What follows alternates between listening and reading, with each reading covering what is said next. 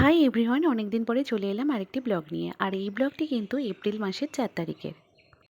4 তারিখে মিষ্টির নাচের পরীক্ষা ছিল আর 6 তারিখ থেকে মিষ্টির স্কুলের এক্সাম শুরু হয়েছিল। এক্সাম পুরো শেষ হয়নি, সেই সময় দাদা মারা গেল। যথারীতি মানসিক শারীরিক দিক দিয়ে খুবই খারাপ পরিস্থিতিতে ছিলাম, সেই জন্য এই ব্লগটি তোমাদের সঙ্গে শেয়ার করতে দেরি হয়ে গেল। মাকে তোমরা দেখতে পাচ্ছ যে আমাদের সাথে যাচ্ছে। মাকে নাকি দাদাই বলেছিল অনেক দিন বোনের বাড়ি যাও না, যাও একটু ঘুরে এসো। তাই মা 1-2 দিনের জন্য আমাদের বাড়িতে এসেছিল। তার পরপরই যথারীতি মিষ্টির নাচের পরীক্ষার ডেট ছিল, সেই জন্য মাকে নিয়েই একবারে আমরা চাঁদপাড়াতে এসেছি। এখান থেকে নাচের পরীক্ষা হয়ে গেলে মা বাড়িতে চলে যাবে, দাদাই মাকে নিয়ে যাবে। এই দেখো আমরা কিন্তু পৌঁছেও গেছি পূর্বভূমিকে। আর যখন আমরা এসেছিলাম তখন কিন্তু একদমই ভিড় ছিল না, তারপরে আস্তে আস্তে বীভৎস ভিড় হয়েছিল, পা রাখারও জায়গা ছিল না। যাই হোক, মিষ্টিকে পাশের এক বান্ধবীর বাড়ি থেকে সাজিয়ে গুজিয়ে মাকে দিয়ে পাঠিয়ে দিয়েছিলাম। আর মিষ্টির বাবা তো ওখানেই ছিল, আর আমি পরে এসেছিলাম কারণ আমারও পরীক্ষা ছিল। এই দেখো বন্ধুরা, আমিও কিন্তু গুছিয়ে চলে এসেছি। যথারীতি আমাদের যে টাইমটা দিয়েছে তার অনেক আগেই আমরা চলে এসেছি। তার পরপরই ওই বান্ধবীটাও এসেছে আর বাকিরা সবাই আসছে। যাই হোক, এবছর কিন্তু নাচের পরীক্ষাটা একদম টাইমলি হয়েছে।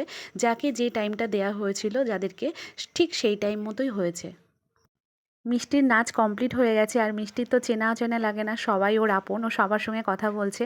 আর আমাদের যেই সময়টা হয়েছিল তখন প্রায় 3:30-4টে বেজে গেছিলো, সেই জন্য ওই সময়টা কিন্তু ভিড় কমে গেছিলো, লোকজন বেশি ছিল না।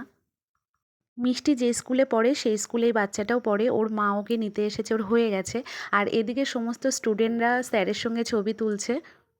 এই যে আরেকটি বান্ধবী চলে এসেছে এক এক করে। আর গত বছর কিন্তু আমার প্রচুর লেট হয়েছিল, আমার জন্য ওদের প্রচুর সমস্যা হয়েছিল। সেই জন্য আমি চেয়েছিলাম এবছর জন্য আমার জন্য একটু ওদের অসুবিধা না হয়, সেই জন্য সবার আগে কিন্তু আমি গুছিয়ে চলে এসেছিলাম। আর এই দেখো মা বসে আছে ঠিকই, শুধু ছটপট ছটপট করছে কতক্ষণে বাড়ি যাবে, কারণ অনেক লেট হয়ে যাচ্ছিল।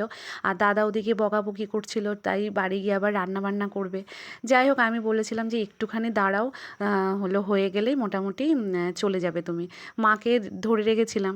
যাই হোক, মারও খুব কষ্ট হয়েছিল আমাদের সঙ্গে সঙ্গে, কারণ সেই সকালে গেছিলো আর বাড়ি যেতে যেতে প্রায় বিকেল হয়ে গেছিলো।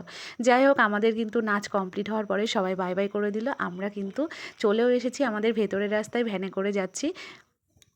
মিষ্টি বাড়িতে চলে এসেছে, তবু বাবার কোল থেকে নামছে না। আসলে ওর খুব কষ্ট হয়েছে, সেই সকালবেলা সেজেছে, সেই সাজে এখনও রয়েছে।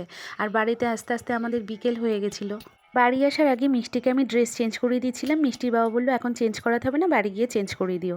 যাই হোক, বাড়িতে এসে মিষ্টির ড্রেস চেঞ্জ করিয়ে হাত মুখ ধুয়ে ফ্রেশ করিয়ে ওকে খেতে দিয়ে দিয়েছি। তারপরে যথারীতি আমি আমাদের যে গানের উপরে নাচের পরীক্ষা হয়েছিল সেই গানের নাচটা আমি পুরোটাই করেছিলাম। আমাদের ঘরে যথারীতি জায়গা কম, সেই জন্য ভালো করে করতে পারিনি বলে তোমাদের সঙ্গে শেয়ার করিনি। গত বছর যেমন আমাদের পরীক্ষার সময় নাচটা ভিডিও করা হয়েছিল, এবছর করা হয়নি, ওই জন্য মনটা খুব খারাপ লাগছিলো, তাই বাড়ি এসে আমি করেছিলাম।